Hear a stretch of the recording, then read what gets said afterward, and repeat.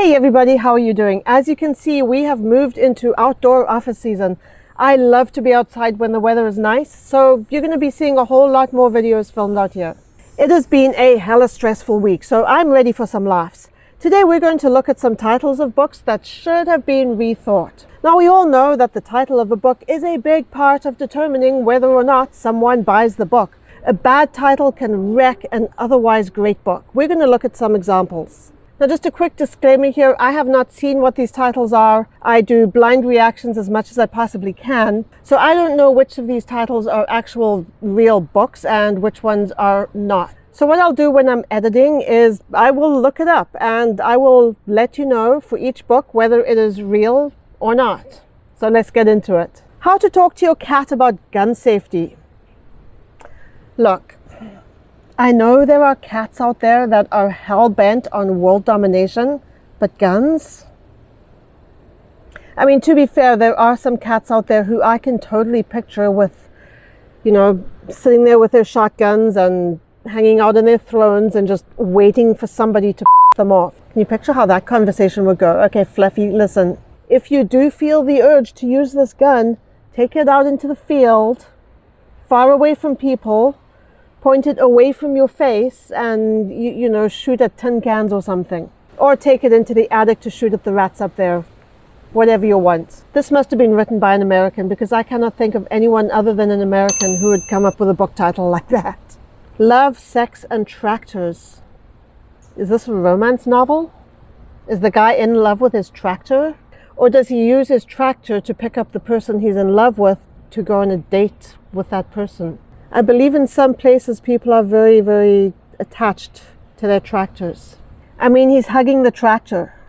I think this is a love story between a man and his tractor. That's what I'm getting from this cover. Always ask a man, the key to femininity. Okay, if this is a real book, it was definitely written before 1970. Because anyone who tried to write a book like this today would be run out of town. That kind of thing would not fly in this day and age. But back in the olden days, when women were kind of regarded more as the property of men than as human beings in their own right, femininity was really defined by what men wanted. Femininity was not what made a woman feel good about herself because, people didn't really care about that back then. It says more than 200,000 copies were sold, which is just sad, but again, I guess it's a reflection of the time that this would have been written in. How to make money in your spare time. And there's a guy with a mask over his head, holding a gun, looking like he's about to rob a bank. To be fair, it is a way of making money in your spare time. It is also a way of getting a one-way ticket into jail in your spare time. There's no claim in this title that the methods discussed will be legal. And the author's pen name is a number. That's going to be like a prison ID number. I guess this person robbed a bank, got busted, went to jail, and while they were in jail, they decided to write a book about how to make money in your spare time. Everything I want to do is illegal. I can kind of relate to this, not because everything I want to do is illegal. I am a risk-averse person by nature, so, the idea of intentionally breaking the law just doesn't sit well with me. There are very few things I want to do. I don't think I want to do anything that's illegal. But I can relate to this because it's like how everything I want to eat is fattening. I want to eat cheesecake. I want to eat chocolate. I want to eat Doritos. I want to eat ice cream. Are you eating the cheesecake without me? And now I'm making myself hungry. That cover with that title is a little odd. Is it illegal to hang out on a farm with cows and pigs and chickens? I guess it depends what you're planning to do with them. Everything I know about women I learned from my tractor. We're big on the tractor game today. I wonder what that's all about. So what are some things that women and tractors have in common? They can be loud. They are productive. They get the job done. Men like to be in control of them. In the case of the tractor, that's fine. In the case of women, it's obviously not fine. Sometimes they can go off in random directions. I used to drive a tractor about 30 years ago when I was working on farms in the Golan Heights in Israel. And I had this tractor that I would drive to the fields. I got quite attached to my tractor. It was fun to drive it. I enjoyed it.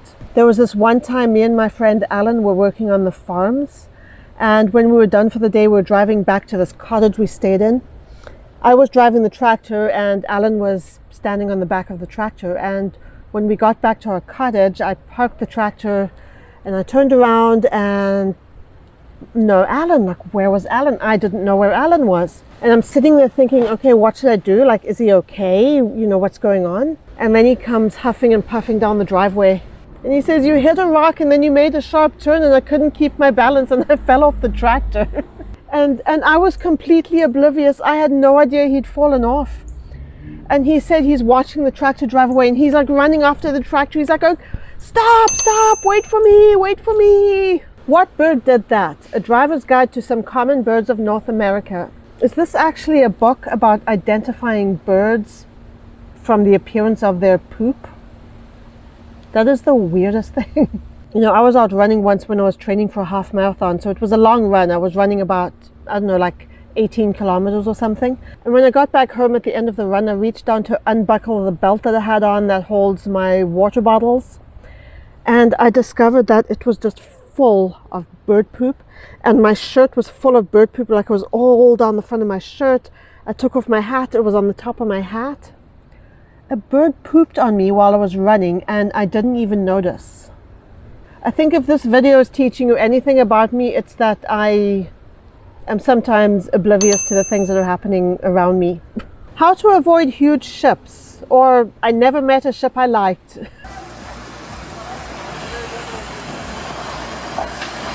And it was written by a captain of, I assume, a ship or a boat. Something traumatic must have happened to this guy. And I like the blurb in the corner that says, not a course in the rules of the road. Good to know. You know, if you are going to be doing anything on the ocean, having the ability to avoid huge ships is key. In that context, I would think that that would be an essential life skill, or a skill essential for life. Knitting with dog hair, is that a thing? I guess we knit with things that come off a sheep, so why not knit with what comes off a dog? I guess some of them have fur that can be used for knitting. And I love the message on this cover. Better a sweater from a dog you know and love than from a sheep you'll never meet. Would that be washable though? That would be my only question. Could you put a sweater made from dog hair into the washing machine? I have a feeling it would fall apart. You know what? We're going to look this up. So Google's got nothing for me. It's giving me results about how to get dog hair out of your washing machine if it's become clogged up, or how to get dog hair out of your sweater. It does not tell me if sweaters made of dog hair are machine washable. I don't know. I'm going to assume that either dog hair sweaters are not machine washable or that this book is not actually real. Who cares about elderly people? That's not nice. I am guessing that this is a book about how children should care about senior citizens and how they should be kind to them and how they should do nice things for them and, you know, help old ladies cross the road and open doors for them and help them carry their things. I'm hoping that's what this book is about. If you're someone who has disdain for elderly people, just remember this. You're going to be old yourself one day, so you got to treat the old people in the same way that you would yourself want to be treated when you are at that stage of life yourself. That's my little, life tip of the day. Teach your wife to be a widow. This looks like another book that was written in days gone by when men were typically the financial providers for the family and women would stay home and, take care of the kids and do the housework and all that kind of stuff. And, and I guess in those days, when the husband died, it was probably quite scary for the wife who was left behind, because now she's got to figure out the finances that she's had no part in. It was a little bit like that when my dad died. He took care of all of the finances for him and my mom.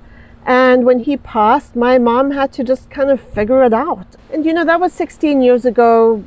By then, women already had complete financial freedom.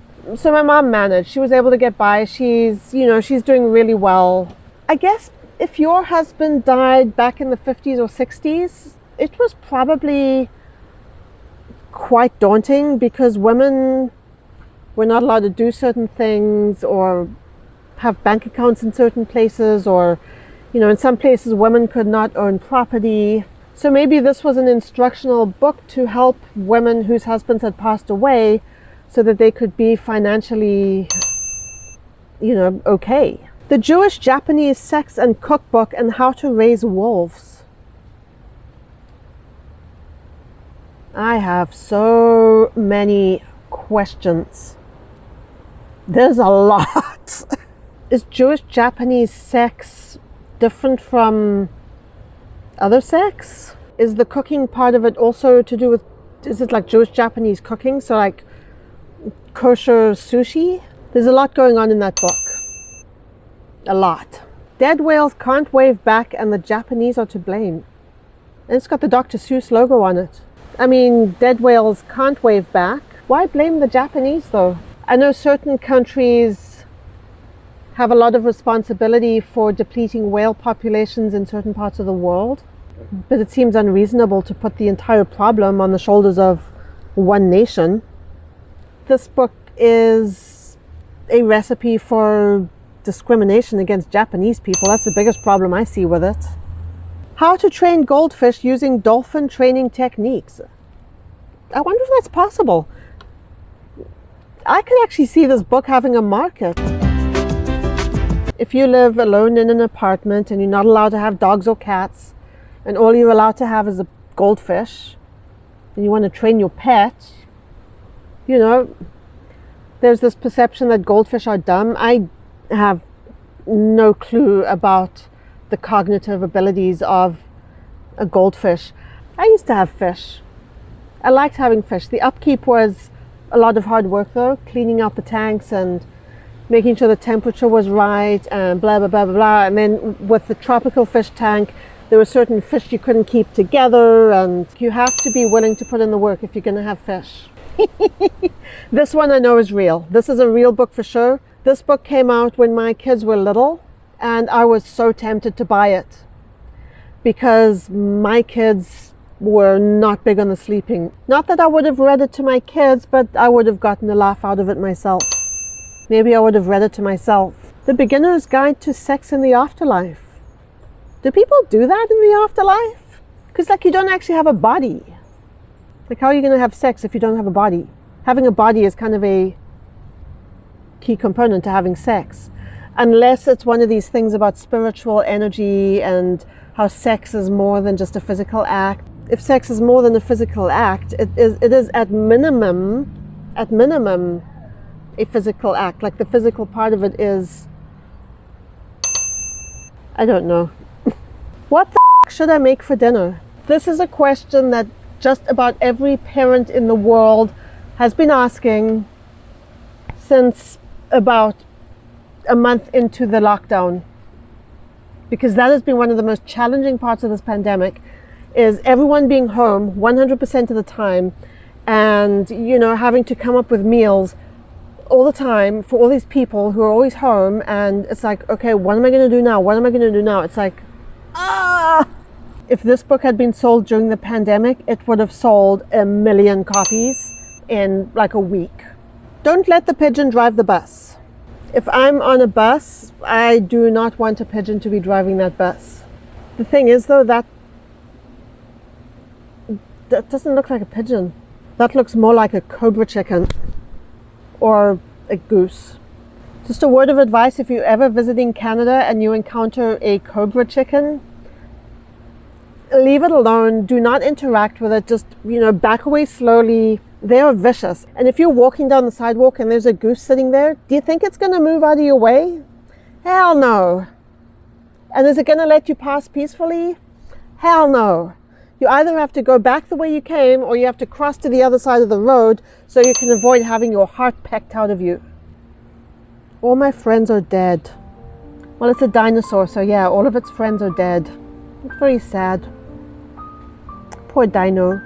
And look at his face. He looks so miserable.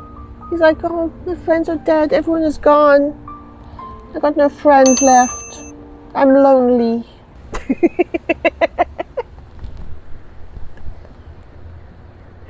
All my friends are still dead. They didn't magically reincarnate. They're still dead. I'm still alone. I'm still sad. We're going to stop there, even though I could keep going all day with these. Thank you for watching, everyone. Keep reading, keep writing. Let your imagination fly. Have a wonderful day, and I'll see you in the next video.